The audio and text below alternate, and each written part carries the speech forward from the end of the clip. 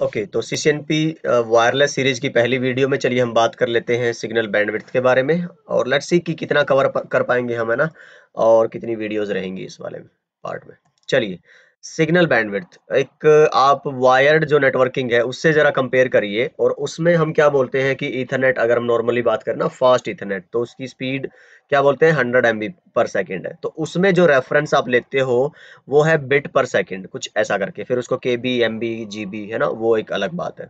ऐसे ही जो wireless networking है उसमें हमें पता है कि यार हम जो डेटा भेजते हैं ना, वो भेजते हैं फ्रीक्वेंसीज के ऊपर, है ना। और फ्रीक्वेंसी की भी अगर आप बात करोगे, अपने सीसीएनए में जब देखा होगा, हमारे पास दो बैंड है वायरलेस नेटवर्किंग में, 2.4 गीगाहर्ट्ज एंड 5 गीगाहर्ट्ज।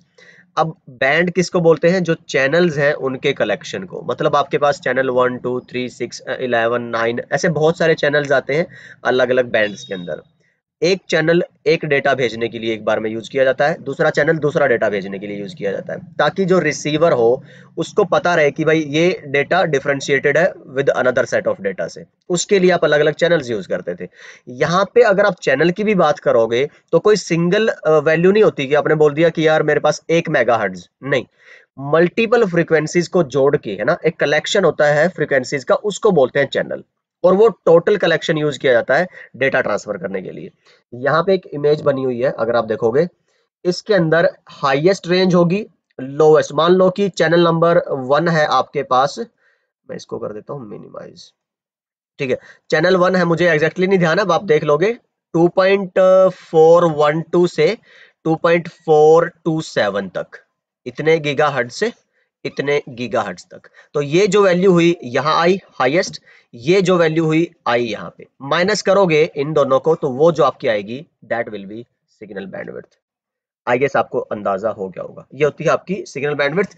मेजर जो हम इसको करते हैं that is in hertz, hertz आपकी यूनिट है। ओके, तो kilo hertz, mega hertz, giga hertz, फिर वो अब बात की बातें। चलिए जी, अब यहाँ पे आप देखोगे ये सब बातें मैंने बताई हुई हैं, की हुई हैं पहले से ही। और डेटा ट्रांसमिशन के लिए अलग अलग चैनल यूज करते हैं आप, और ये रीजन है कि इसलिए आपको अलग अलग चैनल यूज करने पड़ते हैं, क्योंकि अगर दो सिग्नल्स को आप सेम चैनल पे भेज दोगे तो कोई भी यूजफुल डेटा रिसीव नहीं होगा। ठीक है, तो different channels are used for sending different data signals. ठीक है जी।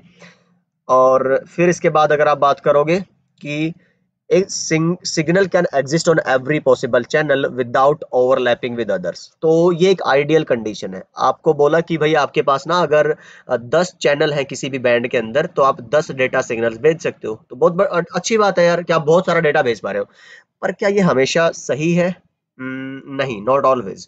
क्योंकि क्या होता है, मान लो अर्लियर आपने जो डेटा सिग्नल्स भेजने के लिए बैंडविड्थ की रिक्वायरमेंट थी शुरू की टेक्नोलॉजीज के अंदर ना, बहुत साल पहले की अगर मैं बात करूं, तो आपको 5 मेगाहर्ट्ज बैंडविड्थ काफी थी। ठीक है जी, कोई दिक्कत नहीं।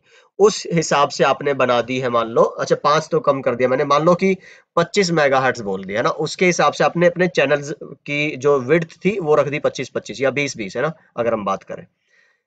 फिर अगर आप देखो लेटर ऑन जो आप टेक्नोलॉजीज है उसमें उनको डेटा सिग्नल्स भेजने के लिए जो बैंडविड्थ रिक्वायर्ड है वो है मान लो 45 मेगाहर्ट्ज। अब एक चैनल दे रहा है आपको 20 मेगाहर्ट्ज और आपको चाहिए है 45 मेगाहर्ट्ज, तो इसका मतलब आप दो से ज्यादा चैनल यूज करोगे सेम सिग्नल भेजने के लिए।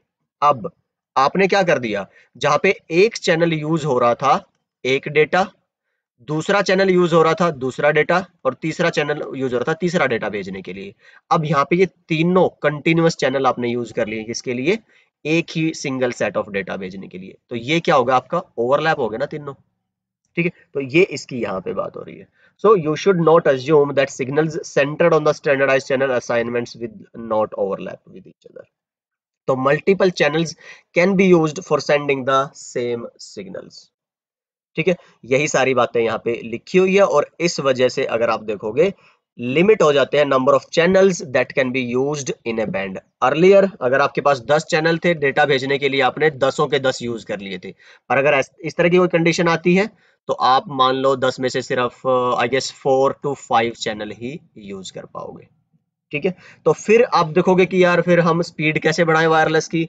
नॉर्मली जो शुरू की स्पीड हमने शुरू की थी 5, 6, 11 एमबीपीएस से, फिर ये धीरे धीरे बढ़ के 54 एमबीपीएस हुई, फिर अब जीबी में हुई। तो अब ऐसा क्या बढ़ा, चैनल बढ़ा दिया हमने? नहीं, हमने बढ़ा दिया जो डेटा ट्रांसमिशन की टेक्नोलॉजीज हैं, मॉड्यूलेशन डीमॉड्यूलेशन है ना, वो वाली। तो हम उसको आगे आने वाले सेक्शन में डिस्कस करेंगे। ठीक। तो आई गेस यहाँ से आपको बैंडविड्थ के बारे में एक फर्म अंडरस्टैंडिंग होगी चैनल्स के बारे में, और चैनल्स कैसे जुड़े हैं आपके सिग्नल ट्रांसमिशन से, उसका आपको एक आइडिया हो गया होगा। ठीक है। तो 2.4 गीगाहर्ट्ज वाईफाई के जो बैंड में हमारे ये वाली जो ओवरलैपिंग की कंडीशन है ना, जो सिचुएशन है वो ज्यादा रहती है। एसी को इम्प्रूव करने के लिए 5.0 को इस तरह से डिजाइन किया गया है कि उसके अंदर ओवरलैपिंग लाइक है ही नहीं, आई गेस, है ना। ठीक है। ओके। तो अभी हम बात कर चुके हैं सिग्नल बैंडविड्थ की। चलिए, तो अब समझ लेते हैं फेज क्या है। फेज को तो आप मेरे ख्याल से इतना वो नहीं है। आप सिंपली अगर डेफिनेशन क्या, ये इमेज भी अगर देख लोगे, जैसे यहाँ पे पर थोड़ा देख लो, पढ़ लो। Phase of a signal is measure of shift in time relative to the start of a cycle, है ना। तो 0 to 360 इसको मेजर करा जाएगा, हाफ वे 180 होगा। तो ऑसिलेटिंग सिग्नल साइक्लिक है, you can think of the phase. चलो इसको छोड़ दो, यहाँ से आ जाओ सीधा कि आपने ये सिग्नल यहां से भेजा है, ठीक है। इन तो सिग्नल भेजा आप दिस वन, ठीक है। जब रिसीवर पे रिसीव हो गया और ये ऐसे ही रिसीव हुआ है, ठीक है। मान लो आपका ये एंटीना इधर ट्रांसमीटर है, ये एंटीना इधर रिसीवर है, बीच में कुछ ऑब्स्टेकल्स हैं, कोई फ्लोर्स हैं, कोई बिल्डिंग्स हैं, या फिर मान लो कोई आपका क्या बोलते हैं, कुछ भी ऑब्स्टेकल हो सकता है वायरलेस के उसमें।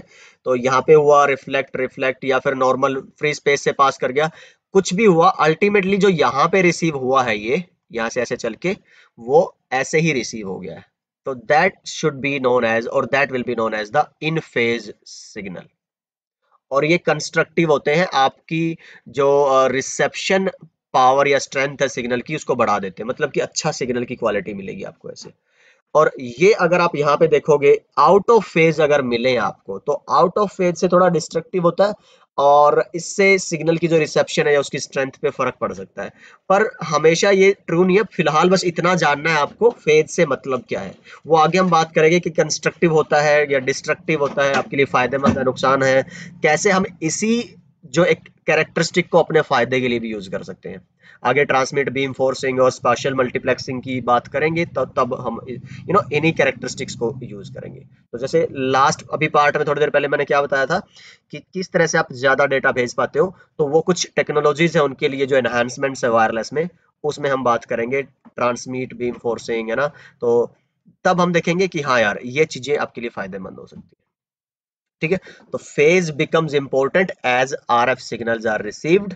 Signals that are in phase tend to add together, and whereas signals which are 180 degree out of phase, let's say आपने ऐसे भेजा सेंडिंग पे और रिसीव हुआ ऐसे, तो ये क्या कर देंगे, कैंसिल आउट। ठीक है, and you will receive nothing. तो ये इंपॉर्टेंस होती है आपकी फेज की।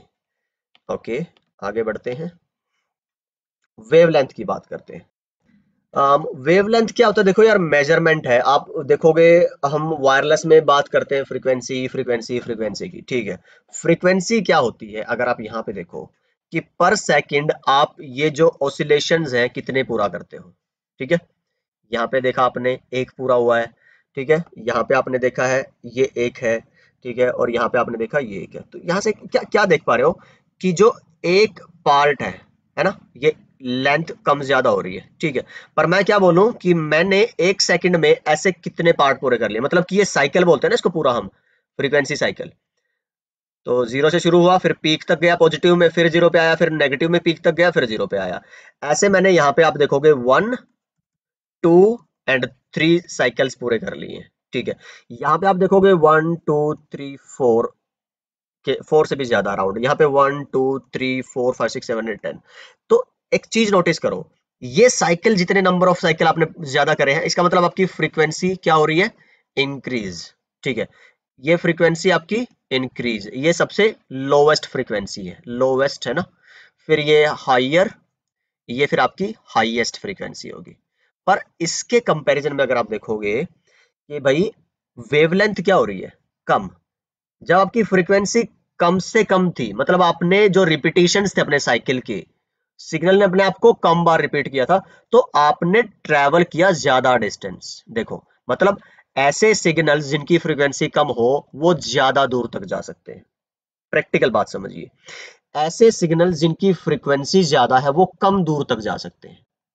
ठीक है, ये मैं आपको जब एंटीना डिजाइन की, वायरलेस डिजाइन की बात करेंगे ना, तब यहाँ पे ये बहुत काम आएगी कि क्यों बॉदर है हम करें वायरलेस वेवलेंथ के बारे में। क्योंकि जो प्लेसमेंट ऑफ एंटीनाज है उसमें ये बहुत बड़ा रोल प्ले करेगा कि आपको जो अपना सिग्नल है वो बहुत दूर तक लेके जाना है ना, चाहे थोड़ी बहुत स्ट्रेंथ मिले या फिर नजदीक ही आपको काफी ज्यादा स्ट्रेंथ चाहिए सिग्नल की। तो उसके लिए हम टाइप ऑफ एंटीनाज भी पढ़ेंगे कि भाई आपका ओमनी डायरेक्शनल है या फिर डायरेक्शनल एंटीनाज है, उन सब की बातें करेंगे। वेवलेंथ एक बड़ा ही अहम फैक्टर है आपके एंटीना डिजाइन एंड प्लेसमेंट के बारे में। ठीक है, तो सिंपल वर्ड में क्या बोलोगे, higher is the frequency, lower is the wavelength. तो ये एक दूसरे के क्या होते हैं, इनवर्सली प्रोपोर्शनल होते हैं। ये देखिए लैम्डा होती है वेवलेंथ, एफ होता है फ्रीक्वेंसी, तो एक दूसरे के इनवर्सली प्रोपोर्शनल। ओके जी, तो आई गेस इस वीडियो में इतना काफी है, जिसमें हमने डिस्कस कर लिया है हमारा सिग्नल बैंडविड्थ के बारे में, हमने बात की है फेज के बारे में, और हमने बात कर ली है वेवलेंथ के बारे में, है ना। तो आपका बैंडविड्थ क्या थी कि जो फ्रीक्वेंसी अकेली वैल्यू नहीं होती, फ्रीक्वेंसी की एक रेंज ऑफ वैल्यूज होती है जिसको चैनल बोलते हैं। तो जो हाइयर वैल्यू से लोअर वैल्यू के बीच का जो गैप है, मतलब टोटल जो वो लेंथ है आपकी रेंज की, उसको हम बैंडविड्थ बोलते हैं। फेज है जो एक साइकिल आपका रिपीट हो रहा है जब आप भेज रहे हो, और फिर over particular certain point of time, अगर आप बोलो कि अभी मैंने भेजा था इस टाइम पे सिग्नल, इसके इतनी मिली सेकंड बाद या इतने सेकंड बाद सिग्नल इन फेज है, मतलब कि एग्जैक्टली उसी पॉइंट पे जहां से भेजा था, या उससे कुछ शिफ्ट है आपकी कुछ डिग्री की, तो वो शिफ्ट क्या कहलाती है, आपकी फेज डिफरेंस। ठीक, in phase, out phase, out of phase, ये सब हमने डिस्कस किया। इन फेज की और आउट ऑफ फेज का क्या फर्क पड़ता है डिस्कस किया। फाइनली हमने वेवलेंथ को देखा कि कैसे वेवलेंथ एंड फ्रीक्वेंसी एक दूसरे की अपोजिट कह लो, एक तरह से इनवर्सली प्रोपोर्शन कह लो, और कैसे वो अहमियत रखती है आपकी एंटीना डिजाइन एंड प्लेसमेंट में। तो आई गेस इस वीडियो में इतना काफी है, इन्फॉर्मेटिव रही आपके लिए वीडियो, कुछ सीखने को मिला आपको, कमेंट में जरूर बताइएगा। एंड यस, अगली वीडियो में हम बात करेंगे इन अगले बाकी पैरामीटर्स की। तो यस, सीखते रहिए, सिखाते रहिए और मस्त रहिए। Bye bye.